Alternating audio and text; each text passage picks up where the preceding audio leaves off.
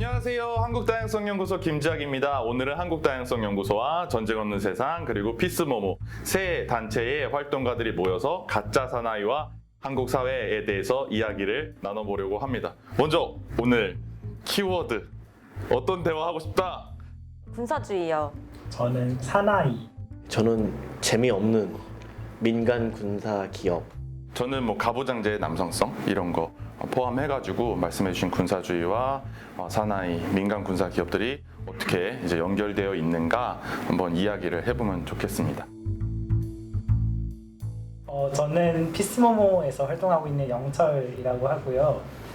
교육이라는 것이 어떻게 내용적으로, 방법적으로, 그리고 철학적으로 평화에 좀 더 가까워질 수 있을까를 고민하는 사람이고, 또 그렇게 비슷한 고민을 하는 분들을 같이 연결하고 촉진하는 그런 역할들을 하고 있어요. 안녕하세요. 저는 전쟁 없는 세상에서 활동하고 있는 뭉치라고 하고요.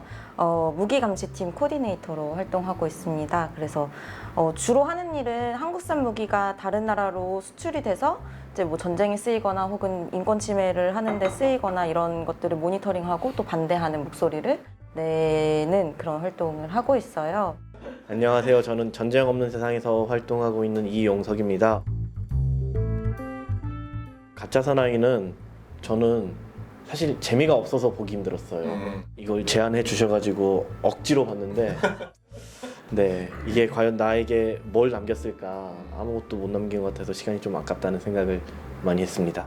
네, 그래서 저도 진짜 2배 빠르기를 해가지고 막 볼 걸 보고 비판을 하자는 생각에 보긴 봤는데 그냥 뭐 진짜 UDT 훈련하는 내용이 아니라 그냥 얼차려주고 구박하고 그냥 한 명 잘못해도 단체 책임이다 뭐 이런 얘기가 뭐 수시간 동안 반복이라서 굉장히 힘들더라고요. 그래서 그런 것에 왜 열광을 하는지 그리고 사람들이 문제의식을 못 느꼈는지를 한번 얘기를 해보고 싶은데 전쟁 없는 세상은 이제 전쟁이라는 게 하루아침에 촉발되는 게 아니고 이제 일상에서 차별 혹은 폭력, 억압 이런 것들이 켜켜이 쌓이면 그게 이제 결국에는 전쟁으로 발현된다 이렇게 생각을 해서 이제 일상에서 일어나는 차별 혹은 폭력 같은 것들을 되게 중요하게 보는데요. 가짜 사나이를 보면서 되게 많이 걱정이 됐던 것도 그런 고민과 연결되어 있었던 것 같아요. 우리가 이런 가짜 사나이에서 보는 거는 되게 명백한 폭력인데 이런 것들이 미화되고 혹은 정당화되고 있는 그런 현상들이 너무 이렇게 명백하게 보여가지고 너무 걱정스러웠던 것 같아요. 가짜 사나이를 보면서. 아까 제가 말씀하신 그런 미디어를 통해서 가짜 사나이를 통해서도 지속적으로 메시지가 발신되고 그게 보는 사람들로 하여금 그리고 본 사람들이 만나는 사람들로 하여금 계속 그 메시지가 전달되고 자기 색깔로 이제 발신되니까 그 과정도 모두 학습 배움으로 인식한다고 생각할 때 가짜 사나이에서 발신하는 메시지가 평화에 가깝지 않다. 확실히 저는 3분 이상 보기가 너무 어렵더라고요. 힘들더라고요. 네, 되게 띄엄띄엄 약간 넘기면서 봤는데 그래서 그 가짜 사나이에서 발신하는 메시지가 배워지는 방식이 문제라면 왜 문제인가, 거기서 말하는 사나이가 도대체 무엇인가, 이런 이야기를 해보고 싶다는 생각 들었습니다. 한국 사회 전체가 군대인 것 같다는 느낌이 들 때가 많거든요. 저는 그게 얼마나 일상적이라고 사실 느끼냐면 저는 이제 인권과 다양성 공부를 유학을 하면서 하게 됐어요. 근데 학부랑 석사를 하고 들어왔는데 군대 문제 자체는 저는 크게 관심이 없었고 이게 인권 침해다, 폭력이다 라고 하는 생각을 사실 제가 그 귀국하는 시점에는 가지고 들어오지 않았어요. 인권 공부를 하고 이 다양성 훈련이라는 대화 진행 프로그램을 한 8년 이렇게 미국에서 하다가 들어왔는데도 군대 문제를 크게 생각 안 했던 거야. 그러니까 그 정도로 얼마나 한 20년 동안 이제 내재화돼 있었던 게 무서운 건지. 군대 문제는 사실 한국에서 아무도 생각 안 하는 것 같아요. 한국 사회에 만연한 군사주의 얘기하면 저는 떠오르는 이제 너무 옛날이라 역사적 사례일 텐데 87년 6월 항쟁 이후에 789 노동자 대투쟁 때 울산에서 대공장에 남성 노동자들이 공장문을 열고 지게차나 이런 것들을 끌고 데모를 나오잖아요. 근데 그때 그 노동자들이 요구했던 1조건 중에 하나가 두발 자유화였어요. 저는 남고를 다녔었는데요.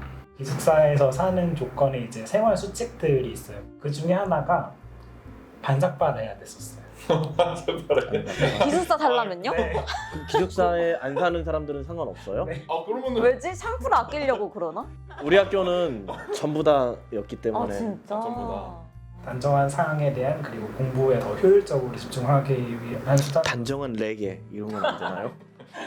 그래서 거기서 이제 생활 수칙들이 있었고 생활 패턴도 거기서 다 정해줬었어요. 그렇게 딱 체계적으로 모두가 같은 목표를 동일한 목표를 향해서 동일한 이제 커리큘럼, 동일한 생활 양식에 따라서 생활해야 하는 양식에 대해서 그때 당시에는 크게 문제 의식을 느끼지 못했었던 것 같아요.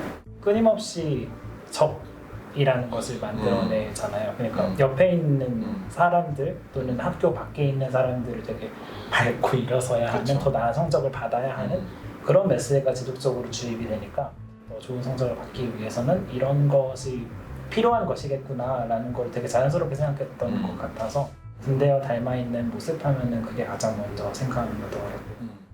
사람의 신체를 통제하는 것이 사람의 행동을 통제하기 가장 쉽게 만드는 심리적인 기제 중에 하나라 하더라고요.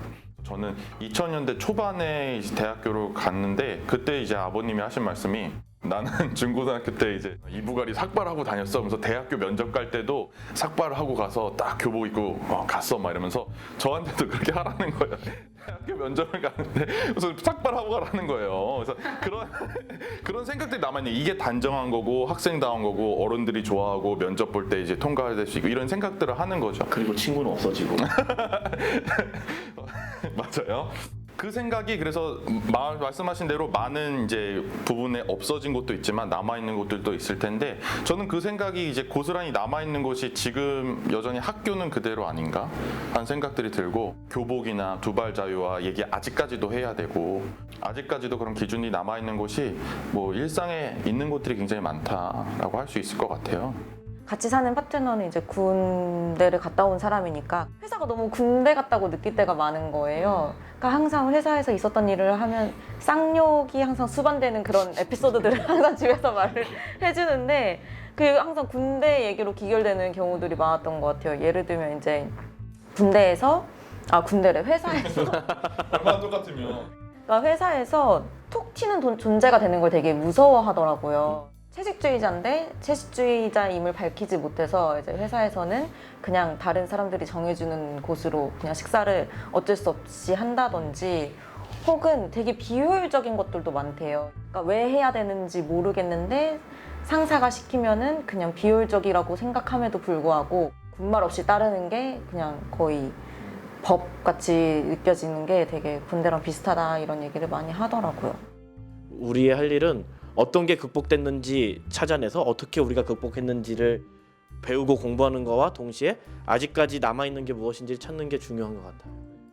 네, 그럼 여기까지 이번 편을 마무리하도록 하고요. 다음 편에 또 다시 다른 주제로 돌아오도록 하겠습니다.